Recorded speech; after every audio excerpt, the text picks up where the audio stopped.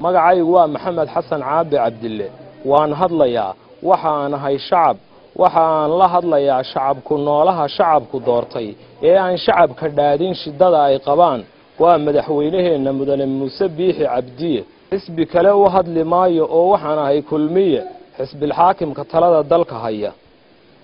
waxa aan ku tiraabayaa aragtidayda shakhsiga ah sidoo kale waxa aan ibafur iyo bilow luxdan u ahay dareenka iyo dabuubta aamusanayaalka laga eexday ee aan aamusnaan doonin waa shacabkayga Soomaaliland ee ku dhaqan ceelaayo ilaa iyo Lawyacado doorashada kadib waxaan filayay in dhalinyarada aan ka midka ahay Jaanis helaan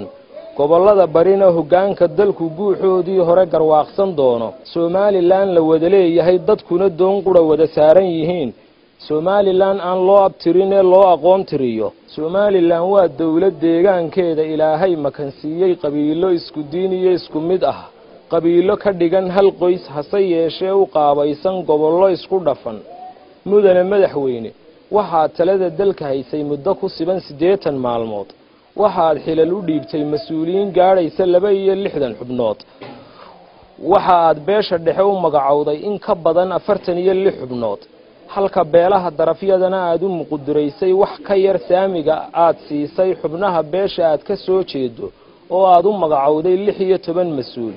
mudane madaxweyne beelaha darafyadu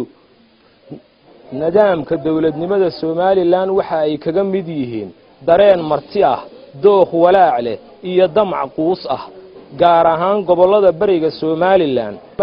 waxaad ka dhigtay basal waana aad sii kala dhishay basashii waa ayaan darro iyo abaaldhac ugub ah ummaduna kaama filayn waxa la yaab leh madaxweynaha hadda talada dalka ku wareejiyay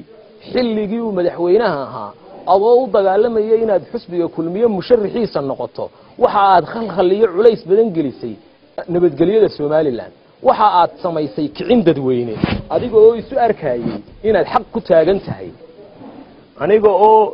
dalkayga jecel muddo 9 sano ku siman u soo shaqaynayay aniga oo ka soo jeeda aabe iyo awow dalkooda jeclaa gumaystii Ingiriisku dil ku xukumay markii aan arkay mudane madaxweyne adoo ah odaygii qaranka eexdaada qaawan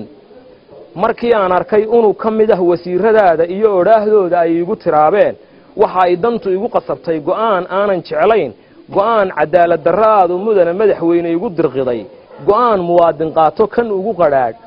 in aad igala noqoto oo iga qaado muwaadinimadayda ama jinsiyadayda Soomaaliland darnimo mudane madaxweyne waxaan ka codsanayaa in dalkana iga mastaafuriyaa